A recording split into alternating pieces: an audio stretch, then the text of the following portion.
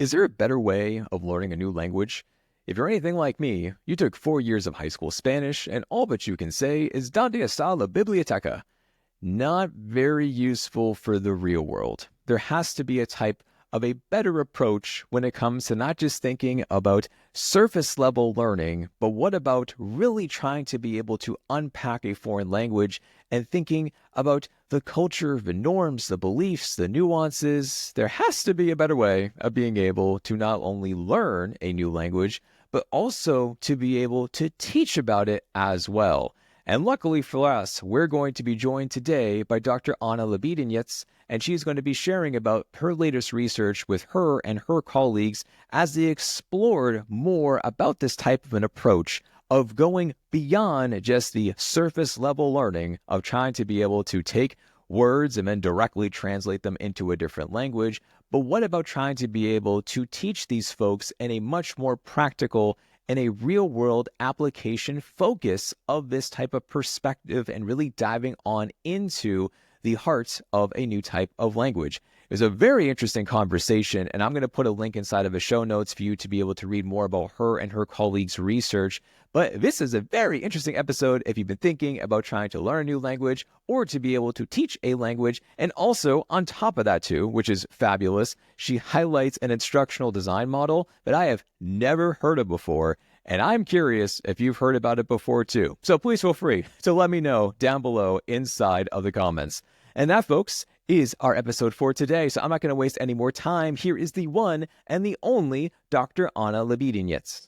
Anna, welcome to the podcast. Thank you for having me here. Of course. It is my pleasure. And once again, I am so glad that we found a time zone that works for the both of us to be able to do, because when you were inside of the course for Instructional Design Institute and you were joining in every single time at 4 a.m., I was like, I don't know how she's doing this, but like, hats off to you for not just even showing up, but even like participating and actively working hard and everything. So all the credit in the world to you for being able to do that so early in the morning, by the way. Just had to throw that out there before we started. But Anna, for those who don't know who you are, can you just introduce yourself to the audience and tell us a bit more about who you are and what is it that you do? Yeah, thank you. And your course was just amazing. One of the best in my life. So yeah, it was an amazing. I'll take it. even even with 4 a.m. lessons for me. Yeah, I'm a cognitive researcher working both in academia and the edtech industry. I'm an analyst and instructional designer at Step by Step, a company that creates individualized learning paths for children based on a wide range of personal data. I also provide research consultations at National Research University Higher School of Economics. And this year I'm developing and teaching my own university course on language teaching, which will launch in September. Hey, awesome. Congratulations. That's fantastic. Thank you. Very cool. So our whole episode today, Anna, is around foreign language communication teaching. And I'm going to do my best to make sure that I'm not messing up any of these words in this type of order for everything. But when you sent out your research and saying that you want to talk more about it on the show, I absolutely was just like, yes, I would love to learn more, because I don't know really anything about how we teach foreign languages, what are the best approaches and everything. And all that I keep on thinking about is going back to school when I took like 4 years of Spanish. And what I can tell you that I remember from 4 years of Spanish is that I can ask you where the library is. That's about it. So clearly there's some disconnect around how, at least back when I went to school, for trying to be able to use a language in the real world and not just trying to memorize things again and again and again. But for trying to think about the context, the culture, and everything beyond that, like that is obviously very important when it comes to being able to learn a language properly. In your opinion, as the expert, what do you think is really this issue around the entire topic of trying to be able to learn a new language? Well, from a cognitive linguistics perspective, language is not a single atomic skill, but rather a set of interconnected skills influenced by various cognitive and affective processes. While language learning doesn't produce the desired results, many factors could be at play. And in case of the US, unlike many European countries with national rules for learning foreign languages, the US has no standard, national standard, right? And that alone might make a big difference. However, I think the bigger problem, not just in the US, is that language education focuses too much on the linguistic aspect. The thing is, communication isn't just about language, right? It's shaped by culture, emotions, nonverbal cues, and social norms. Research in cross-cultural psychology shows that different communities not only speak different languages, but also express emotions differently, follow different social rules, and apply norms in their own ways. And emotions are key. They shape how we connect with others and interpret social situations. However, these aspects of communication are rarely taught systematically in language education. I think that most educators would agree that culture is important in language learning, but it's often added randomly, just small notes here and there without practice or assessment. Or sometimes students take a separate theoretical course which gives them a foundation but doesn't really help in real conversations. So I work to change that in my teaching by designing lessons where students don't just learn about cultural behaviors, they practice them. For example, I've taught them to adjust their body language and reactions for different cultural settings. By integrating this into both the curriculum and assessments, I saw a real shift in how students engaged with communication on a deeper level. So before we dive in deeper of everything, I'd like to understand more about the history of teaching languages because really, once again, I don't know so much about this area at all. And in your paper, you cited communicative language teaching that was developed back in the 1970s. Can you tell us more about this? Yes, sure. Communicative language teaching, or it is also called the communicative approach, uh, came about as a reaction to traditional methods that focused highly on grammar and translation. The idea was to bridge the gap between knowing the theory of language and gaining practical skills to use it in real life. This was a huge step forward in language teaching. But there's a catch. This approach still sticks pretty closely to a linguistic perspective without really bringing in insights from other fields. That's probably why sociocultural aspects of communication aren't explicitly taught. Students are just expected to pick them up naturally. Later, when I explain how we designed our experimental group, I'll go into more detail about why that can be a problem. That makes sense. Okay, so that's going back to more about how I essentially learned language in high school and trying to be able just to have that, beaten into my head and hoping that maybe something is going to stick. So now we're fast forwarding to modern day, and you and your colleagues were inspired to be able to apply the four component instructional design model, which is shorthanded to 4CID. And by the way, I thought I knew of every instructional design model, and then you gave me a new one. I was just like, what is that? I haven't heard of this one before. So the 4CID model, and this is for foreign language communication teaching. So for those who don't know what this model is, can you provide a bit more information about it? Yeah, sure. So the 4CID model is a framework for designing learning experiences, especially for complex skills. For example, it is used in healthcare a lot.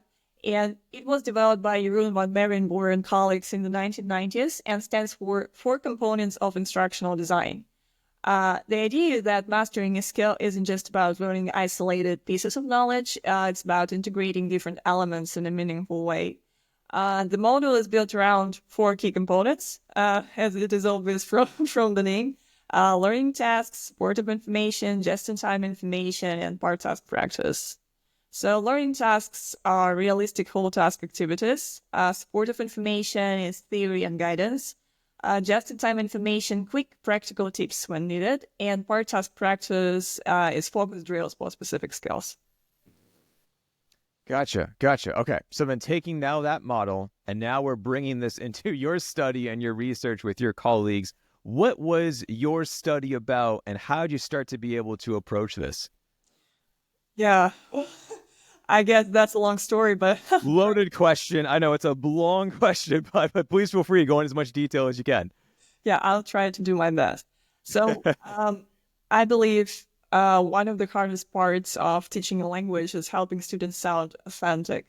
A lot of learners assume that a new language is just a different set of words with a slightly different grammar. So they try to translate their thoughts word for word. And for simple, straightforward sentences, that can work. Phrases like "the cat is black" or "I'm a student" come out pretty much the same in English, Russian, and Japanese. So like Duolingo style, right? But things get tricky when a sentence carries emotional or social meaning. In those cases, the overall idea isn't just the sum of its words. It's shaped by cultural norms, unspoken rules, and subtle context cues. That's where direct translation falls apart. And that's exactly the challenge I wanted to tackle. Uh, so, for example, take the Japanese phrase "申し訳ございません." Well, literally, it means something like "I have no words to justify myself." Well, that sounds pretty strong, I would say, but it's a common way to apologize, especially in formal situations. So, for example, if someone calls your workplace asking for a colleague who isn't there, you might say, "申し訳ございません. Tanaka-san ga imasen," which literally means, "I have no words to justify myself. Tanaka-san isn't here." But in English, you'd probably just say, "I'm sorry, Tanaka isn't here right now."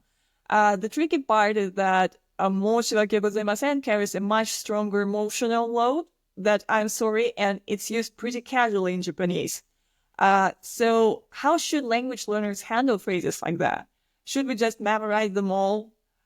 That's not exactly practical, I believe, and there has to be a better way. So when I started working on this challenge, I decided to run a little experiment, a pilot study in the form of a special event called Kokishin, which means curiosity in Japanese.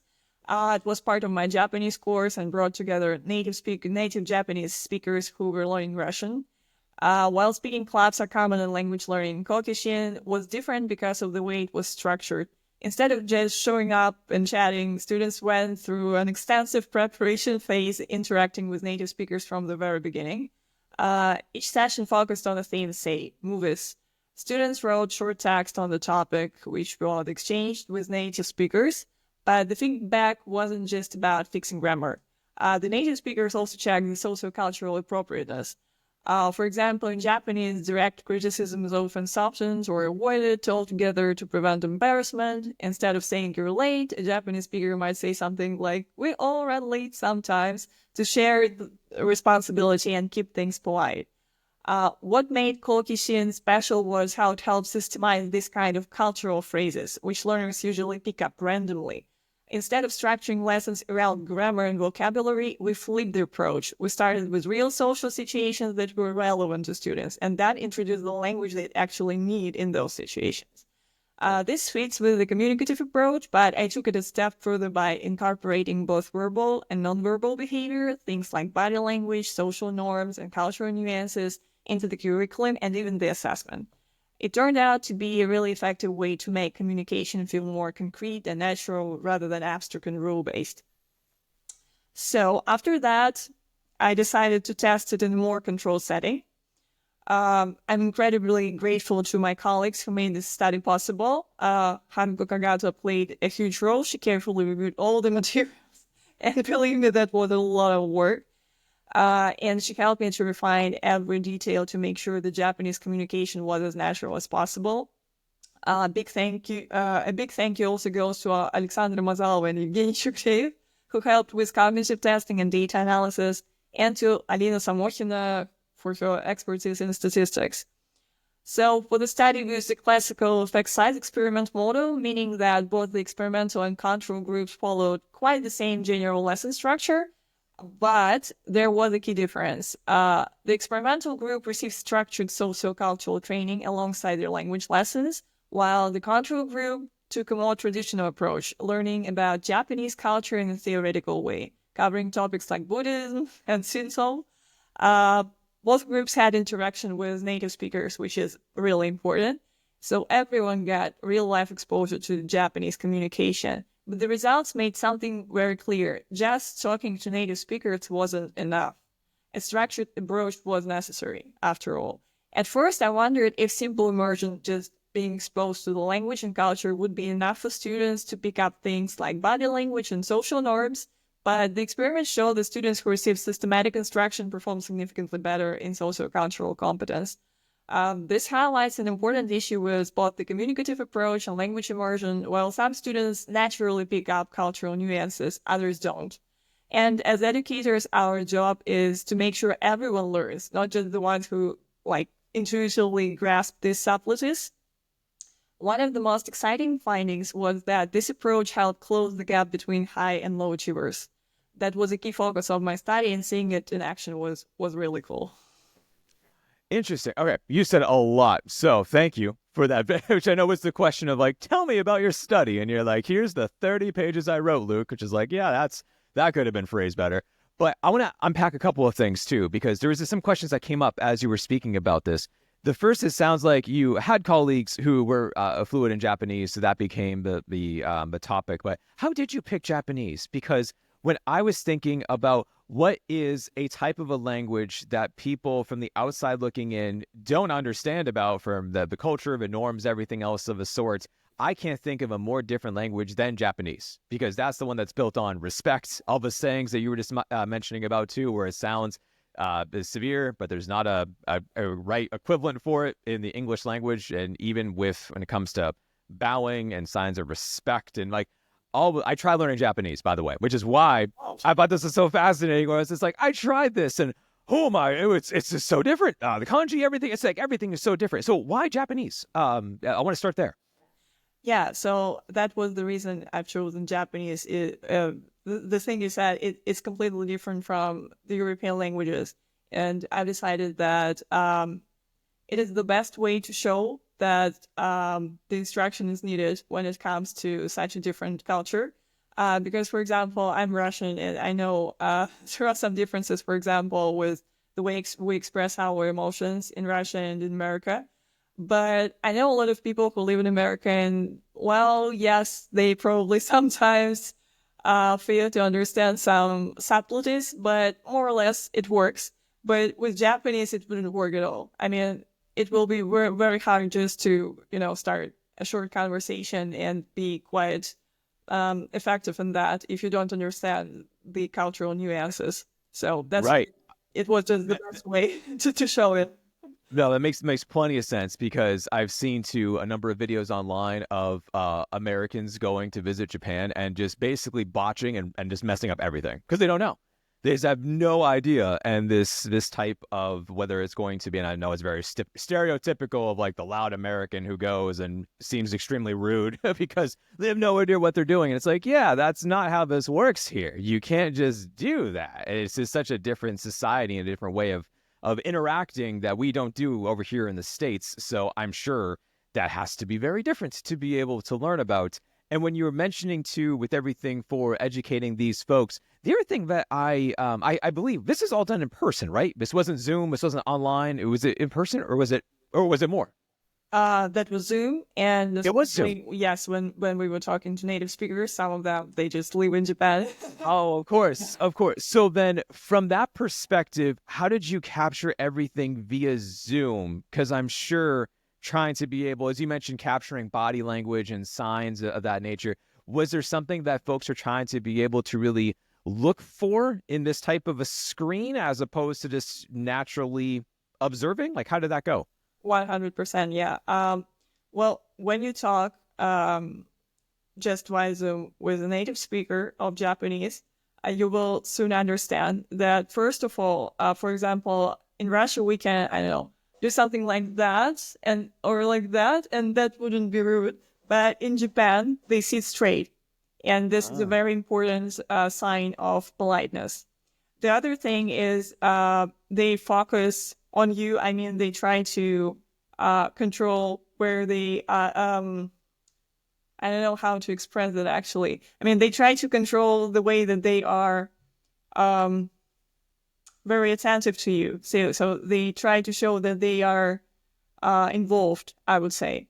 Yeah, and that's very important too. And they smile a lot. I think that probably more than Americans do. So yeah, these things are pretty obvious if you compare it. And it is even obvious when you just chat online.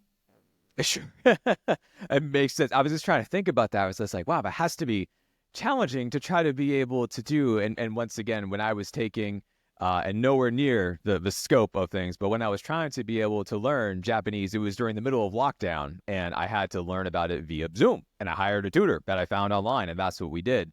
And it was different. It was really interesting. And I knew that there were actually groups in Boston who did meet up and actually did. I'm not at that time. Everything was lockdown. But I was like, I kind of wonder if I were to do it all over again, if I actually went to a more traditional classroom environment, would that change how I approach things besides just the basics, So yeah, I was wondering about that. Did you encounter any other challenges along the way with your study? Because I know it was you mentioned quite a few things before we just talked about some of those different types of questions. Were there any challenges that kind of came up along the way? Yeah, I think one of the biggest challenge was figuring out how to create practical exercises for sociocultural aspects, especially since most of the disciplines I drew from don't have standard applications. I mean, for example, like sociology or ethnography, there are no like particular exercises how to, I don't know, try to behave differently. More in accordance with social rules of a different community. So there wasn't really a single framework that combined all aspects, so I had to piece it together myself. And one approach that proved particularly useful was empathic listening, something I could apply directly in practice. I also integrated elements from disciplines like cross-cultural psychology to address aspects such as body language and behavior descriptions. So going from that, that's actually really interesting to think about that from that type of perspective. Well, then let's take the flip side of that. What were the improvements? What did you actually see from the experimental group to the control group? Yeah, so the experimental group outperformed the control group in their ability to sustain a dialogue, even when faced with challenges such as encountering an unknown word or a misunderstanding, which is very important when we talk about elementary students, because there are many situations like that that's happening all of the time. And the methodology used to measure this is explained in detail in my article. I'm not going to dive into that. Another notable finding is that the results within the experimental group were more consistent. Yeah, whereas the control group exhibited a wider gap between high and low achievers. So you also, because I did read your research, and you mentioned about one thing too that I wanted to ask more about was that the difference as far as for with the results from the oral exam results versus the written exam results. And I know that there was a difference as far as for it. To tell us more about that, because that was really interesting. Yeah, actually, there was no statistically significant difference for the written test. And I think that happened because of the nature of the written exam I've chosen. I specifically chose the most common test formats, reading, writing, listening, and grammar, to highlight the difference between traditional written test results and the ability to actually use a language in communication. My goal was to see if these skills are truly separate and to show that just because someone does well on a written test doesn't necessarily mean they can speak the language effectively. So I don't think this result is about the written modality itself. Rather, if the written exam had been something like a reflective piece on a topic with deep emotional significance, I believe the 480 model would have had an impact there too. So, so going from that, based on your findings, do you believe that the 4C ID model should become a standard in foreign language education for going forwards? Well, I don't think that 480 model itself should become a standard. I would rather say that it's a great fit for language teaching, and I don't believe we're fully explored all the potentials of it. Uh, in my research, I want to emphasize, however, the need for a multidisciplinary or even better transdisciplinary theoretical framework for communication. The key is not to rely on just one model, but to use approaches that can integrate insights from multiple fields. Any model that has the capacity to bring different areas of knowledge together would be a strong candidate. Sure. Would you, if you were, and I didn't ask you this question before from what I sent over, but if you were to go back and do it all over, would you pick a different model? Or in your opinion, you're like, no, it's more about the main heart of what we're talking about and it could apply hypothetically into others? Well, I think I wouldn't change the model for this experiment, but when I think about applying it for example, other age groups or something like that, I think that probably some other models can be a good candidate as well. Yeah, it's interesting because I'm trying to think too about where else from what you were doing, where else could this extend beyond just learning languages from this capacity? Like, could this extend into healthcare or for business or for like, is there other areas where this actually could go into? Yeah. I believe that the aspects of my approach that integrate conventional language learning with sociocultural aspects, such as body language and communicative strategies, can be applied to other areas of language teaching as well. I think that the structure of this instructional model is highly adaptable to other languages and settings. It's more about adjusting the content rather than the method itself. Take healthcare, for example. If we're teaching language to help professionals communicate with patients, the course content needs to include medical terminology along with language structures that match the appropriate tone of voice, right? And since this is a formal setting, we also need to teach culturally appropriate professional behavior. So instead of focusing on how people interact at social gatherings, we emphasize how to maintain professionalism even when the patient is feeling overwhelmed with emotions, which happen in healthcare. So yeah, I think yes. That makes a lot of sense to me as far as for that goes. What are with thinking about for going forwards, what are the next steps in your research with foreign language and education? What are you going to be planning on doing next? Yeah, there are a few directions I'm exploring right now. So first, I'm developing a test to evaluate sociocultural skills independently of language proficiency, aiming to monitor students' progress in cross-cultural psychology. And second, I'm open to collaborations to adapt this methodology for different contexts, whether it's different languages, settings, language learning goals, or age groups.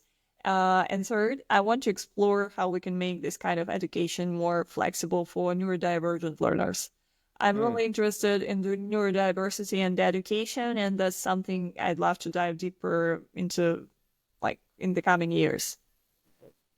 No, that's awesome. That's awesome to hear. I didn't even think about that from that perspective. That makes a ton of sense. And I'm so glad that you mentioned about that from that neurodiversity perspective.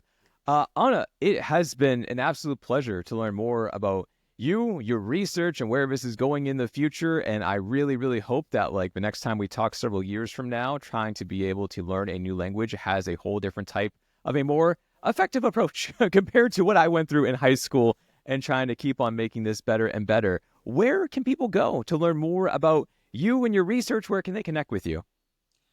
Well, I think that I can send you the link so you can add it somewhere in the description. I was going to say, they can find you on LinkedIn. I know that at least. And of course, I will put it in the show notes for them to be able to read your research as well. Thank you Awesome. so much. Well, Anna, thank you so much for coming on the podcast once again. Really appreciate it. I really appreciate this opportunity. Thank you, Dr. Luke. And it was nice to see you again. Yes, to actually not see you also at 4 a.m. was a pleasure as well. Yeah, that was amazing. Well, Dr. Anna, thank you so much once again for coming on the show. And folks, thank you so much for listening to today's episode. If you enjoyed it, please feel free to go down below and share what you took away from this type of an episode. It was extremely interesting to hear of this different type of an approach. And this is something that, once again, I really don't have much experience with when it comes to learning a new language. I have a lot of failed experiences, maybe I should say that, when it comes to learning a language, but nothing has really ever stuck. And I have not, to be honest, I have not tried again because I really don't have the time to learn a new language. But now with this type of information and thinking about things in a different direction, I don't know. I'm kind of inspired. Kind of want to be able to actually try this out someday. So, hey, if you have learned a new language, I'd love to hear about what actually works. Was there anything that Dr. Anna mentioned about that does resonate with you when it came to being able to learn a new language and then to go apply the skills inside the real world? We'd love to hear your perspective on this. But that, folks, that is all I have for you today. Stay nerdy out there, and I'll talk to you next time.